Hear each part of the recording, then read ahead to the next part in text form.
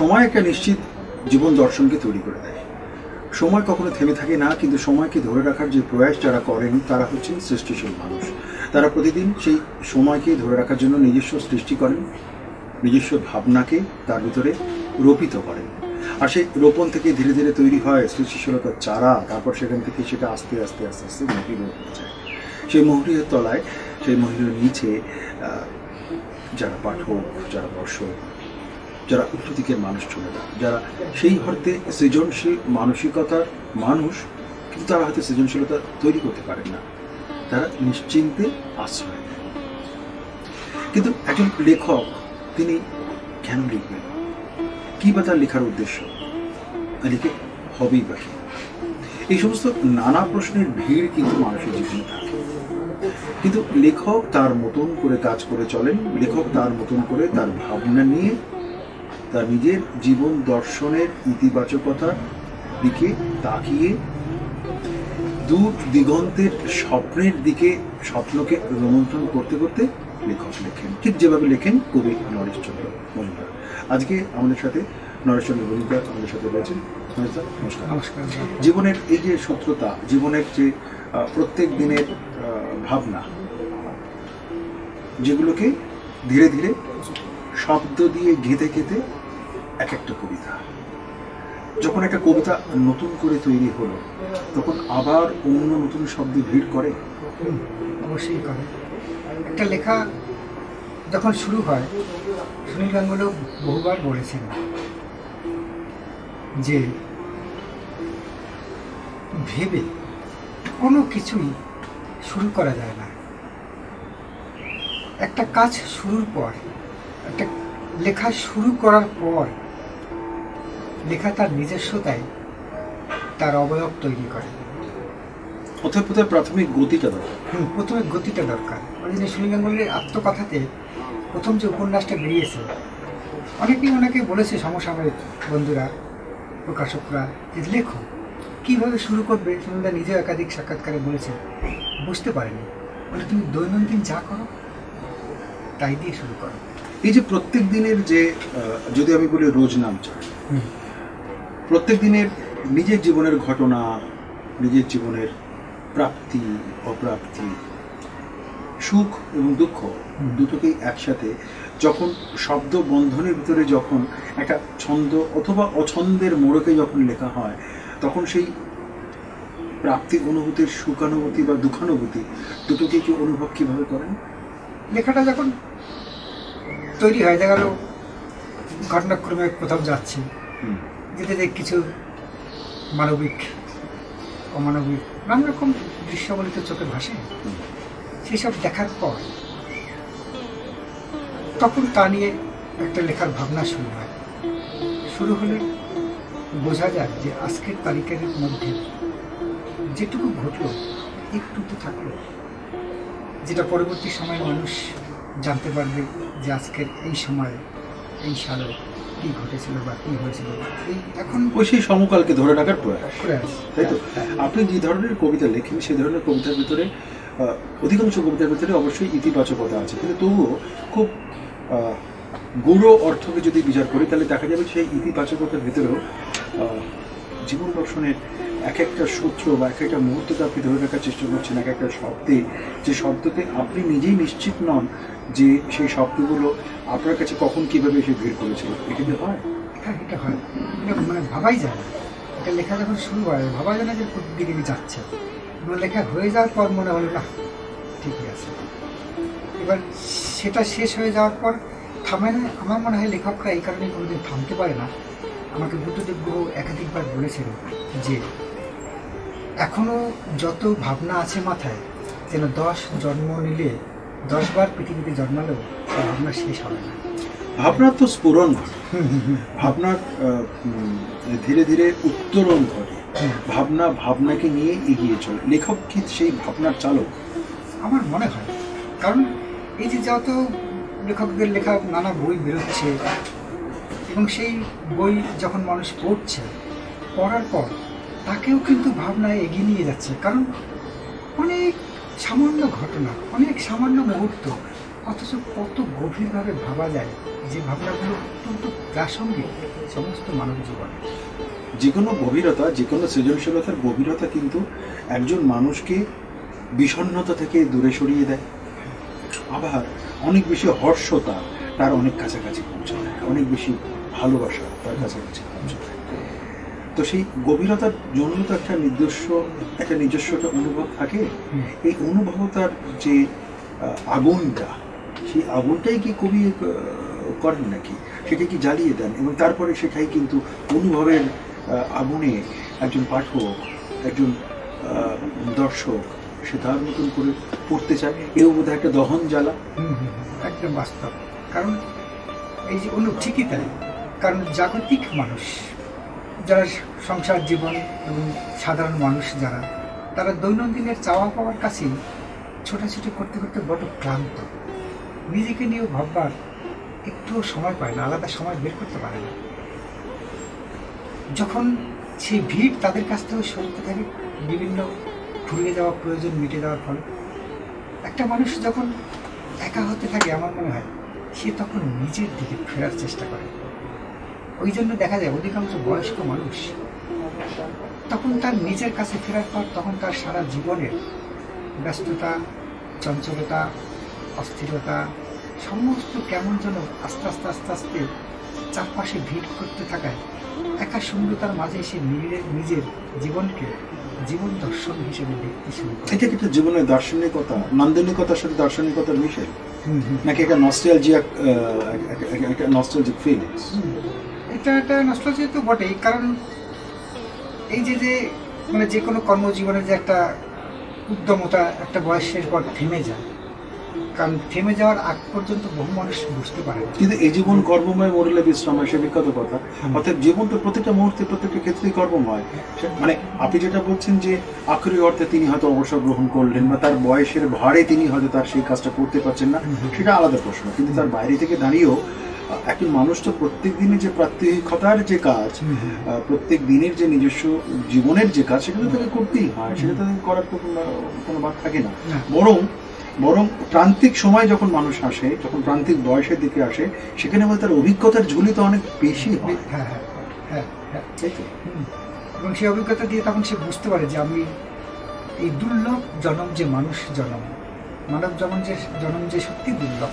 মানুষ এত সুন্দর জীব, এত সুন্দর মানুষকে যে সৃষ্টি করেছে সৃষ্টিকর্তা, সে আমাদের প্রত্যেকটা সেই মানবের যে অবয়ব যদি বুঝতে চেষ্টা করে, তাহলে এর মতো সৃষ্টিকর্তার যে রহস্য, এত সুন্দর মানে দর্শন দিয়েছে মানুষকে, চিন্তা শক্তি, এই চিন্তা শক্তি তো অন্য প্রাণীদের মধ্যে এত কিছু নেই। যা মানুষ ভাবতে পারে তা অন্য কোনো প্রাণী কিন্তু ভাবতে পারে না।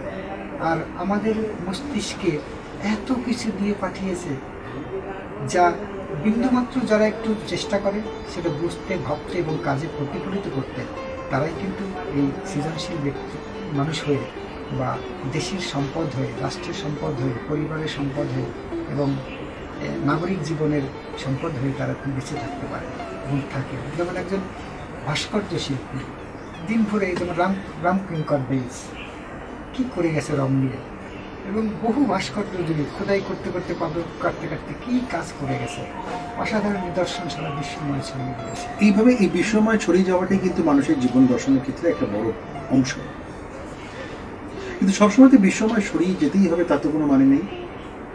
একজন সৃজনশীল মানুষ, একজন সৃষ্টিশীল মানুষ, তিনি তার মতন করে সৃষ্টি করবেন, তিনি তার মতন করে তার নিজস্ব বৃত্ত তৈরি করবেন, এবং সেই বৃত্তের ভেতরে কে আসবেন কে আসবেন না, তাতে তার কিচ্ছু যায় আসে না, তাতে তার কিচ্ছু যায় আসার কোনো পথে কোনো রকম কোনো বিঘ্ন ঘটায় না। নরেশবাবু প্রায় 3টে দশকের কাছাকাছি, আরও বেশি সময় ধরে তিনি লিখছেন, এবং তার নিজের মতন করে লিখছেন, এবং তার নিজের মতন করে নিজস্ব একটা লিখন শৈলীকেও তিনি তৈরি করেছেন। কিন্তু কবির কথা বলতে গেলে তার একটা উন্মুক্ত উচ্ছ্বাস আছে।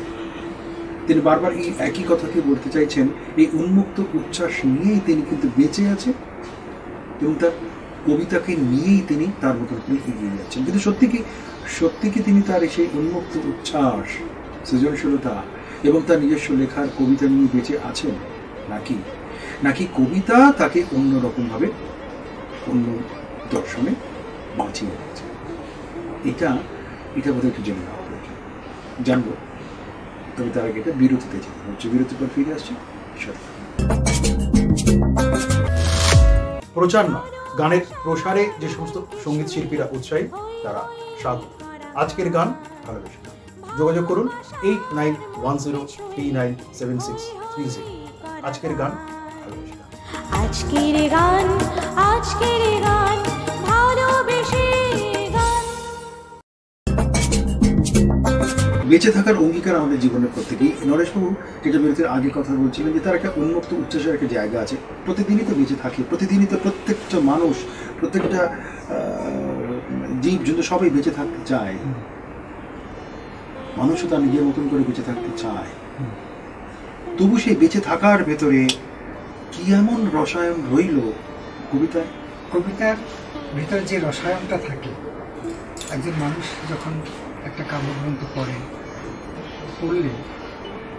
হয়তো দেখা যাচ্ছে তার বয়স, সে 50 বছরের মধ্যে একটা কাব্যগ্রন্থ পাতা ওঠাচ্ছে, সে পড়তে পড়তে কিন্তু তার শৈশবে ফিরে যাচ্ছে, শৈশব খুঁজে পাচ্ছে, তার বয়স সন্ধি খুঁজে পাচ্ছে, তার কৈশোর অবস্থা খুঁজে পাচ্ছে, এবং তার ফিরে আসা দিনগুলোকে সে দেখতে পাচ্ছে, স্মৃতির স্মরণ, স্মৃতি স্মরণ, ডাউন মেমোরি লেন।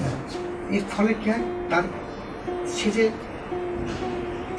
সময়ের মধ্যে যাচ্ছে এবং সেই সময়ের মধ্যে সে যে নানা সমস্যা জর্জরিত, অথচ সেই সমস্যাগুলো, ওই ভাবনাগুলো সমস্যাটাকে তার মাথা থেকে উড়িয়ে দিচ্ছে।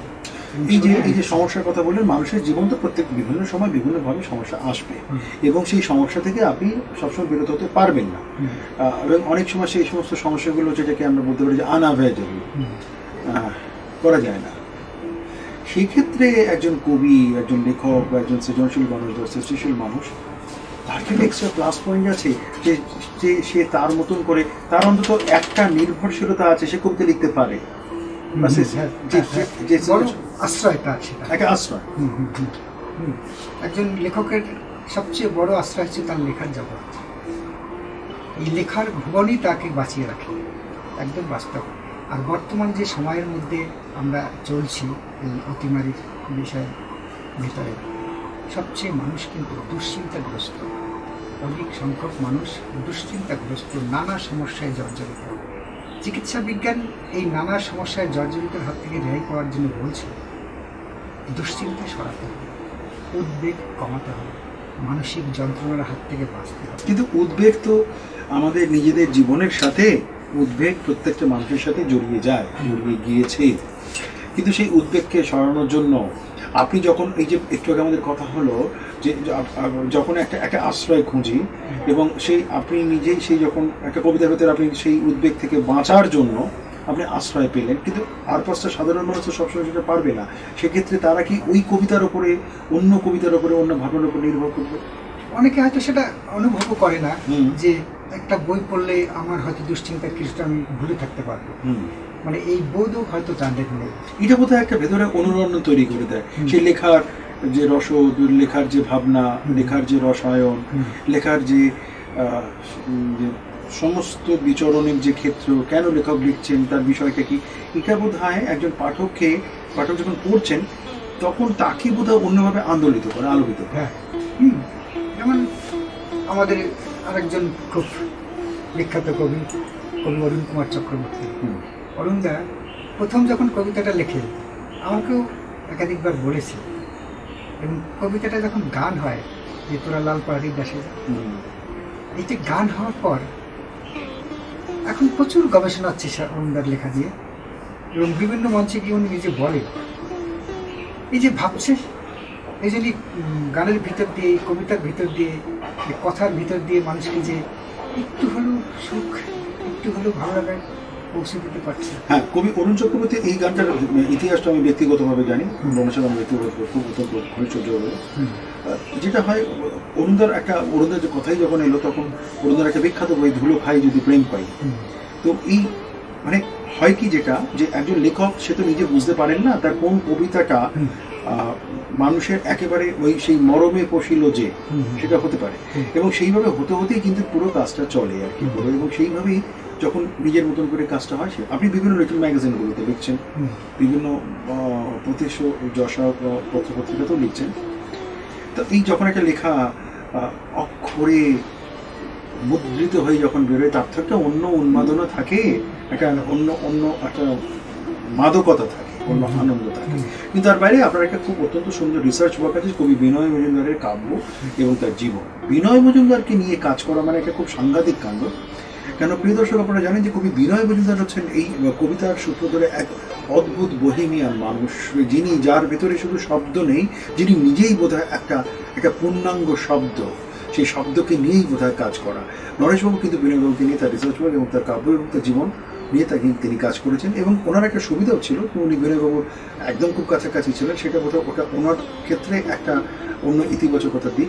বিনয়বাবুকে নিয়ে যখন কাজ করলেন, এই আপাত নিরীহ মানুষটি কিন্তু একেবারেই বহিমিয়ান, অনেকের কাছে তিনি অনেকে পাগল মানুষ, তিনি তার মতন করে করছেন। বিনয়বাবু আপনাকে কীভাবে আপনার লেখার ক্ষেত্রে প্রভাব ফেললেন? বিনয় মজুমদারের কাছে প্রথম যখন যাই তখন আমি বেশ ছোট, কিভাবে কথা বলবো তাও জানি না, কিন্তু আবেগ।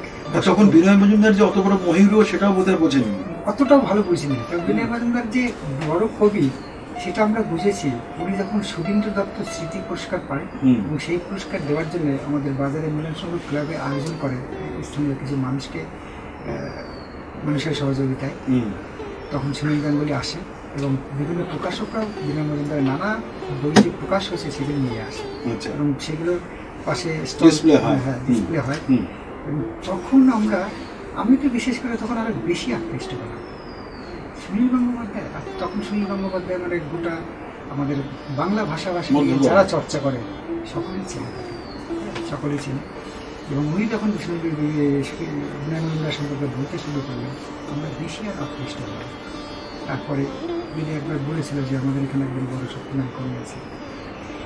তারপরে হঠাৎ একদিন একদম নিঃসংকোচে চলে গেলাম, নির্ভয়ে, কারণ ওনার কাছে সাধারণ মানুষ কখনোই যায়নি, এবং বাড়িটাও আমরা দেখতাম ছোটোবেলা, আমি একটা রিং চালাতে যেতাম, আমরা চলে আসতাম, প্রচুর জবা ফুলের গাছ ছিল, এবং কারা যেন ফুল তুলত, এবং কাছে গেলে তারা দিতে বলে বেশি যেতাম না।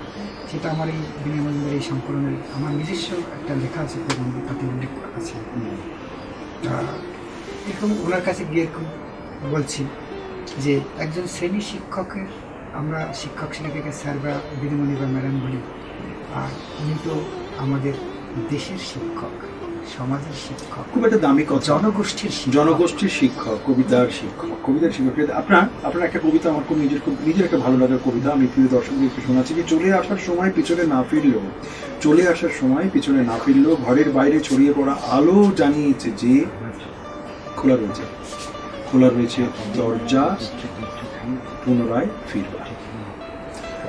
দরজা পুনরায় ফিরবার, সিঁড়ি ভেঙে নিচে নামার সময় দরজা ইটে দেওয়ার শব্দ বলেছে এ ঘর শুধু তোমার, এ ঘরের দরজা নিজেকে খুলে রাখবে তোমার আগমনী পায়ের শব্দে। সে তার তো হৃদয় উষ্ণ হয়ে ওঠে উপস্থিতির নিঃশ্বাসে ব্যস্ততা ঘুমিয়ে পড়ায় নির্জনতা এভাবেই কাছে টানে। এই শেষের ব্যস্ততা ঘুমিয়ে পড়ায় নির্জনতা এভাবেই কাছে টানে। প্রচুর ব্যস্ততার সাথেই কিন্তু মানুষের নির্জনতা অনেকভাবে বোধহয় তাকে আকৃষ্ট করে দেয়। একদম বাস্তব।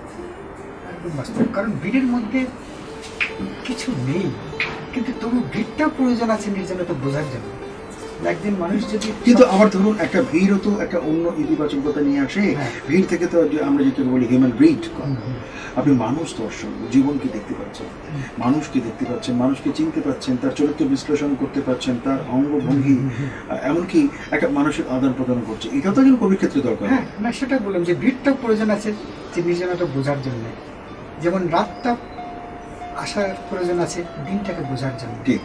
ঠিক সেইভাবে বিনয়দার কাছে প্রথম যখন গিয়ে স্যার বলে ডাকলাম, যে আমি মনে করি যে উনি আমাদের সকলের শিক্ষক। হ্যাঁ, স্যার বলে ডাকলাম, বলে তোমার বাড়ি কোথায়? আমি শিমুলপুরে। তোমার নাম কি? আমি বললাম নরেশচন্দ্র মজুমদার। মৃদু হেসে এ যেন এক মুক্তাকাশের স্নিগ্ধ হাসির মতো জ্যোৎস্না ফুটে হাতটা বাড়িয়ে বলছিলাম, একটা ভাঙা চেয়ার ছিল কাঠের, অবশ্য। তুমি এক মজুমদার, আমি এক মজুমদার, তুমি আমাকে এখন থেকে দাদা বলে ডাকবে। তো আমার মনে হলো এই যে সম্পর্ক, এই যে আত্মীয়তা, এই যে স্বজন, এই যে অন্তরের টান, মনে হয় যেন রামকৃষ্ণদেব বিবেকানন্দকে সেই সম্পর্কের টানে নিয়ে চলে গেছে। তার কাছের যে সমস্ত মানুষজনেরা, তার বন্ধু, তার নিজস্ব জন, স্বজন, কিংবা বলা যেতে পারে আত্মজন, তারাও কিন্তু তার কবিতার এই দর্শন বা নির্মাণের যে ক্ষেত্রভূমি, সেই ক্ষেত্রভূমিতে থেকে তাকে উৎসাহ দেন, লিখতে হবে চড়ই পেতে চড়ই পেতে। খুব স্বাভাবিকভাবে সেই সমস্ত আত্মজনের একটু কথা না শুনলে বোধ হয় আমাদের কাছে একটা অপরাধ বলে মনে হয়। আমরা একটু তাদের কথা শুনে নিই, তারপর আবার আমরা কথা বলবো। নমস্কার। আমার আমার ছেলে ছোটো হয় লেখাপড়া করে, অনেক কষ্ট লোকের বিচার দিয়া ওই 16 দিকে লেখাপড়া শিখছে, অনেক কষ্ট করিয়া মানুষ হয়েছে। এটা আমার খুব ভালো লাগে, আরও বড় হোক আর হোক, এটাই আমি চাই। আমি মামার ছোট ভাগ্নে জয় বিশ্বাস। মামা যখন কবিতা লেখে আমি ওনার পাশে বসে দেখি। সব কথা হয়তো বুঝতে পারি না, কিন্তু বোঝার চেষ্টা করি। মামা আমাকে অনেক কথাই বুঝিয়ে দেয়। আমারও খুব ইচ্ছা করে ওরকম লিখতে। মামা যখন নতুন বই লেখে বা যখন নতুন পুরস্কার পায়, তখন আমারও খুব ভালো লাগে। আমারও একটি ছোট্ট ইচ্ছা আছে যাতে আমিও মামার মতো ছোটো ছোটো করে লিখতে পারি। আমি নরেশের মাস্তাতো বৌদি। নরেশ বাবু আমাদের বাড়িতেই থাকতেন, লেখালেখি করতেন, আমার খুব ভালো লাগে। ওনার কবি তো, ওনার ভাবনাই অন্যরকম ছিল। উনি যেখানেই যেতেন, গিয়ে সেখানে কবিতা লিখতেন, এসে বলতেন। উনি দক্ষিণেশ্বরে যান, সেখানে গিয়ে কবিতা লেখেন, এসে বলেন যে দেখো দক্ষিণেশ্বর বসে এই কবিতাটা লিখেছি, কেমন হয়েছে, পড়িয়ে শোনাতেন, ভালো লাগতো। নরেশবাবু তো কবিতা লেখেন, উনি ওনার মতো করে কবিতা লেখেন। আমরা ঠিক তো বুঝতে পারি না কবির ভাষা, উনি ওনার মতো করে লেখেন। তাহলে আমরা চেষ্টা করি ওনার কবিতাকে বোঝার জন্য। হ্যাঁ, আমি ওনার আত্মীয় হিসাবে আমি এটাই চাই যে ওর কবিতা লিখুক, সবাই ওর কবিতা পড়ুক। হ্যাঁ, আমরা সবাই এতে খুব আনন্দিত। ফুল ফুটুক বা না ফুটুক আজ বসন্ত, তাই তো? দেয় কবি কিন্তু ঠিক এইভাবেই ভাবেন, ফুল ফুটুক বা না ফুটুক আজ বসন্ত। কবির বসন্ত কিন্তু লেখার সূত্র ধরে সবসময় থাকে, ঠিক যেভাবে নরেশবাবুর ক্ষেত্রে হয়েছে। প্রিয় দর্শক, কেমন দেখলেন আমাদের অনুষ্ঠান? লিখে জানাবেন, ফোন করবেন, এসএমএস করবেন। এই অনুষ্ঠান পরবর্তীতে ইউটিউবে থাকছে, আপনারা ইউটিউবে আপনাদের কথা বলতে পারেন। নরেশবাবু, আপনার সাথে এই যে কথা বলা, আমি কি কথা বললাম না, বোধহয় একটু আড্ডা মারলাম। আড্ডার মতো করে এগোলো কবিতার হাত ধরে, কবিতাই বোধহয় আমাদের নিয়ে গেল। এবং সেখানেও ওই যেটা দৃষ্টি আর দৃষ্টিপাত, ফুল ফুটুক বা না ফুটুক আজ বসন্ত, অথবা যেতে পারি কিন্তু কেন যাব, ভাবছি ঘুরে দাঁড়ানোই ভালো।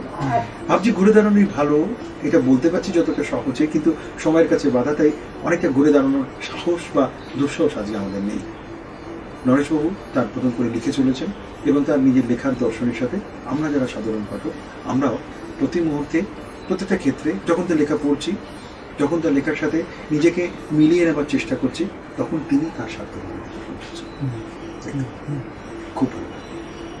আপনারা ভালো থাকবেন এবং সমস্ত পাঠককুল প্রত্যেককেই আপনারা ভালো থাকুন। নমস্কার।